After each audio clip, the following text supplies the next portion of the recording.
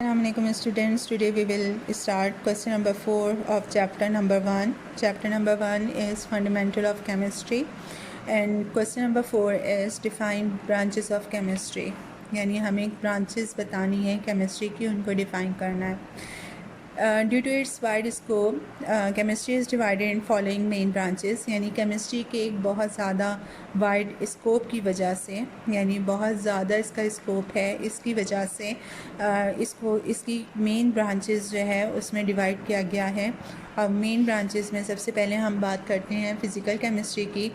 It deals with relationship between composition and physical properties of matter with the change in them. यानी इस physical chemistry में हम matter की physical properties और composition के दरमियान रिलेशनशिप के साथ डील करते हैं और इनके दरमियान मतलब मैटर के दरमियान जो चेंजेस आ रहे होते हैं या फ़िज़िकल प्रॉपर्टीज़ और कंपोजिशन की वजह से जो चेंजेस आ रहे होते हैं उसके बारे में हम पढ़ते हैं. It also deals with the laws and principles governing the combination of atoms and molecules in chemical reaction. यानी इसके अलावा हम chemical reaction में जो atom और molecules के combinations हैं उन पे जो laws और principles apply हो रहे होते हैं हम physical chemistry में उसके बारे में भी पढ़ रहे होते हैं. नंबर सेकंड ब्रांच की बात करते हैं हम ऑर्गेनिक केमिस्ट्री. ऑर्गेनिक केमिस्ट्री क्या होता है? Organic chemistry is the branch of chemistry which deals with hydrocarbons and their derivatives. यानी ऑर्गेनिक केमिस्ट्री वो ब्रांच है केमिस्ट्री की जिसमें हम हाइड्रोकार्बन्स और उनके डेरिवेटिव्स के बारे में पढ़ रहे होते हैं. हाइड्रोकार्बन क्या होते हैं? हाइड्रो यानी हाइड्रोजन एंड कार्बन यानी वो कंपाउंड्स जो हाइड्रोजन और कार्बन पर मुश्तमिल होते हैं उनको हम हाइड्रोकार्बन कहते हैं और हाइड्रोकार्बन्स के बारे में हम ऑर्गेनिक केमिस्ट्री में पढ़ रहे होते हैं. इसके अलावा organic chemistry is the study of structure, properties, composition, reaction and preparation of carbon containing compounds. यानी ऑर्गेनिक केमिस्ट्री जो है वो स्टडी है किसकी? जो कार्बन कंटेनिंग कंपाउंड्स होते हैं, जो कार्बन पर मुश्तमिल कंपाउंड्स होते हैं, उनकी प्रिपरेशन, रिएक्शन, कंपोजिशन और प्रॉपर्टीज़, स्ट्रक्चर के बारे में हम इसमें पढ़ रहे होते हैं. which include hydrocarbons except oxides, carbonates, bicarbonates and cyanides. इसमें जो है हाइड्रोकार्बन्स जो हैं वो इंक्लूड होते हैं सिवाय किसके? ऑक्साइड्स के. कार्बोनेट्स, बाइकार्बोनेट्स और साइनाइड्स इसमें मौजूद नहीं होते या इंक्लूड नहीं होते. The gasoline, plastics, detergents, dyes, food additives, natural gas and medicines जो है ये इन सब के बारे में हम ऑर्गेनिक केमिस्ट्री में पढ़ रहे होते हैं. नंबर थर्ड हमारी ब्रांच है inorganic chemistry. Inorganic chemistry is a branch of chemistry which deals with the study of all elements and their compound except hydrocarbon. यानी इनऑर्गेनिक केमिस्ट्री की वो ब्रांच है जिसमें हम हाइड्रोकार्बन्स के अलावा जितने भी कंपाउंड्स और एलिमेंट्स होते हैं उसके बारे में पढ़ते हैं. क्योंकि हाइड्रोकार्बन्स के बारे में हम ऑर्गेनिक केमिस्ट्री में पढ़ रहे होते हैं और इनऑर्गेनिक केमिस्ट्री में हम हाइड्रोकार्बन के बारे में नहीं पढ़ते बल्कि उसके अलावा जितने भी कंपाउंड्स और एलिमेंट्स हैं उनके बारे में हम पढ़ते हैं. These compounds are generally obtained from non-living organisms. और ये compounds जो हैं आमतौर पर जो है obtain होते हैं किससे? non-living organisms से. It is applicable in all areas of chemical industry such as glass, cement, ceramic and metallurgy. यानी ये एप्लीकेबल है तमाम एरियाज़ में केमिकल इंडस्ट्री की, जैसे कि ग्लास इंडस्ट्री है, सीमेंट इंडस्ट्री और सेरामिक, मेटलर्जी, इन सब में जो है इन ऑर्गेनिक केमिस्ट्री जो है वो अप्लाई होती है. नंबर 4 ब्रांच है हमारी biochemistry. Biochemistry is the branch of chemistry which deals with the compound of living organisms, plants and animals and their metabolism and synthesis in the living body such as carbohydrates, proteins and fats. यानी biochemistry हमारी chemistry की वो branch है जिसमें हम living organisms, plant और animals के compounds के साथ डील करते हैं और इसके अलावा जो लिविंग बॉडी में जो मेटाबॉलिज्म होता है और सिंथेसिस उसके बारे में भी हम डील करते हैं. जस्ट लाइक जो है कार्बोहाइड्रेट, प्रोटीन और फैट्स, इनकी जो है मतलब क्या मिकदार है और कितना हमें चाहिए, डेफिशिएंसी है तो क्या है, तो इन सब चीज़ों के बारे में हम बायोकेमिस्ट्री जो है हमारी हेल्पफुल होती है. Biochemistry help us to understand how living things obtain energy from food, यानी बायोकेमिस्ट्री जो है वो हमें समझने में मदद देती है कि कैसे लिविंग थिंग्स जो है वो फूड से एनर्जी हासिल करते हैं, और it tells that how disorder deficiency of these biomolecules causes disease, और कैसे ये हमें ये बताती है कि कैसे जो है बायोमोलिक्यूल्स की डेफिशिएंसी और डिसऑर्डर की वजह से बीमारियाँ होती हैं। This branch is useful in medicine, agriculture and food science. ये ब्रांच जो है वो फ़ायदेमंद है मेडिसिन में, एग्रीकल्चर और फूड साइंस में। नंबर 5 हमारी ब्रांच है industrial chemistry, the branch of chemistry which deals with the study of chemical processes involved in the chemical industries or the manufacture of synthetic products like fertilizer, glass, cement and medicines called as industrial chemistry। यानी जो ये जो branch है हमारी chemistry की, ये हमें इसमें हम किस के बारे में पढ़ रहे होते हैं, जो केमिकल इंडस्ट्रीज़ में केमिकल प्रोसेसेस हो रहे होते हैं, तो उसके बारे में हम पढ़ते हैं। और ये केमिकल प्रोसेसेस किसके लिए हो रहे होते हैं, जो मैन्युफैक्चरिंग हो रही होती है, जैसे कि ज़राअत, फर्टिलाइज़र्स बन रहे होते हैं, ग्लास है, सीमेंट है, मेडिसिन्स, तो इनमें क्या केमिकल प्रोसेसेस हो रहे हैं, किस तरह से जो है बन रही हैं ये चीज़ें, इन सब के बारे में हम इंडस्ट्रियल केमिस्ट्री में पढ़ते हैं। न्यूक्लियर केमिस्ट्री हमारी 6 ब्रांच न्यूक्लियर केमिस्ट्री जो है वो ब्रांच है केमिस्ट्री की, जिसमें हम डील करते हैं with the radio activity, nuclear processes and properties. यानी इसमें हम डील करते हैं रेडियो एक्टिविटी के साथ, न्यूक्लियर प्रोसेसेस के साथ और उनकी प्रॉपर्टीज़ के साथ। रेडियो एक्टिव एलिमेंट्स जो हैं are widely used in medicine as diagnostic tools and as a mean of treatment, specially for cancer, preservation of food and generation of electric power through nuclear power reactors. यानी radioactive elements जो हैं वो बहुत ज़्यादा use होते हैं medicines में diagnostic tools के तौर पर, जैसे जस्ट लाइक एक्सरे में भी हमारी रेडिएशंस यूज़ हो रही होती हैं, इसी तरह जो है कैंसर के पेशेंट्स को रेडिएशंस लग रही होती हैं। तो बहुत सी डायग्नोस्टिक टूल्स हैं जिसमें जो है रेडियो एक्टिव एलिमेंट्स जो हैं वो यूज़ हो रहे होते हैं। इसके अलावा मीन्स ऑफ ट्रीटमेंट, यानी ट्रीटमेंट के बहुत से तरीके ऐसे हैं जिसमें रेडिएशंस यूज़ हो रही होती हैं या रेडियो एक्टिव एलिमेंट्स यूज़ हो रहे होते हैं।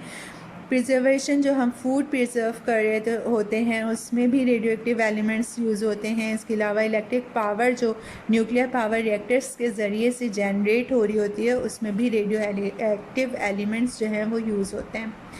नंबर 7 है environmental chemistry. It is the branch of chemistry which deals with the study of interaction of chemical materials and their effects on the environment of animals and plants. यानी chemistry की वो branch है जिसमें हम जो है किसके बारे में स्टडी कर रहे होते हैं, केमिकल मटेरियल्स के इंटरेक्शन के बारे में और उनके इफ़ेक्ट्स जो पड़ रहे होते हैं इन्वायरमेंट पे, असरात जो पड़ते हैं हमारी इन्वायरमेंट पे, एनिमल्स और प्लांट्स के इन्वायरमेंट पर, तो उसके बारे में हम पढ़ रहे होते हैं। Personal hygiene, pollution, health hazards are the important areas of environmental chemistry. Pollution जो फैल रही है, जो पर्सनल हाइजीन्स क्या हैं, हेल्थ हैज़र्ड्स जो सेहत को नुकसान पहुंचाने वाली चीज़ें, और ये सब इम्पॉर्टेंट एरियाज़ हैं जो इन्वायरमेंटल केमिस्ट्री के, और हम इन्वायरमेंटल केमिस्ट्री में इन सब के बारे में पढ़ते हैं। नंबर 8 है analytical chemistry. Analytical chemistry is the branch of chemistry which deals, यानी एनालिटिकल केमिस्ट्री जो है केमिस्ट्री की वो ब्रांच है जिसमें हम डील करते हैं with separation and analysis of kind, quality and quantity of various components in given substances। यानी किसी भी सब्सटेंस में दिए हुए बहुत सारे components, उनकी क्वांटिटी क्या है, उनकी क्वालिटी क्या है, वो किस टाइप के हैं, इन सब चीज़ों की एनालिसिस और इनकी सेपरेशन जो है के बारे में हम डील कर रहे होते हैं। 9th है मेडिसिनल केमिस्ट्री। मेडिसिनल केमिस्ट्री जो है वो केमिस्ट्री की वो ब्रांच है जिसमें हम डील करते हैं विच deals with synthetic organic chemistry, pharmacology and various biological specialities. यानी इसमें हम जो है सिंथेटिक ऑर्गेनिक केमिस्ट्री के साथ डील करते हैं, फार्माकोलॉजी और वेरियस बहुत सारे बायोलॉजिकल स्पेशलिटीज़ के बारे में हम बात करते हैं। Medicinal chemistry is used in synthesis of chemicals bioactive molecules यानी ड्रग्स एंड फार्मास्यूटिकल एजेंट यानी मेडिसिनल केमिस्ट्री जो है वो यूज़ होती है केमिकल्स की सिंथेसिस के लिए, बायोएक्टिव मॉलिक्यूल्स यानी ड्रग्स और फार्मास्यूटिकल एजेंट्स की सिंथेसिस के लिए यूज़ होती है। Number 10, quantum chemistry, the branch of chemistry which deals with application, mechanics and experiments of physical models in chemical system. यानी chemical system में जो model, physical models होते हैं, उनके experiments और उनके mechanics, उनके application के बारे में हम पढ़ते हैं quantum chemistry में, और it is also called molecular quantum mechanics, यानी इसको हम molecular quantum mechanics भी कहते हैं।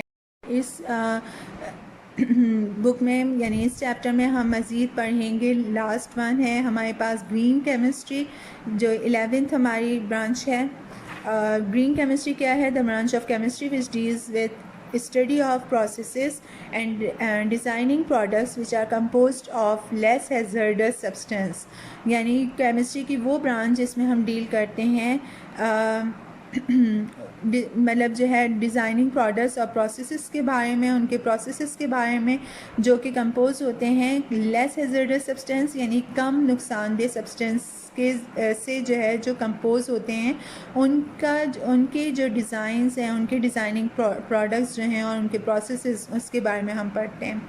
इसको हम जो है it is also known as sustainable chemistry, इसको हम सस्टेनेबल केमिस्ट्री भी कहते हैं।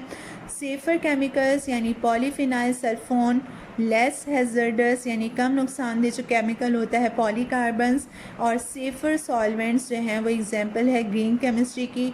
The main purpose of this branch यानी इस ब्रांच का असल मकसद जो है वो क्या है?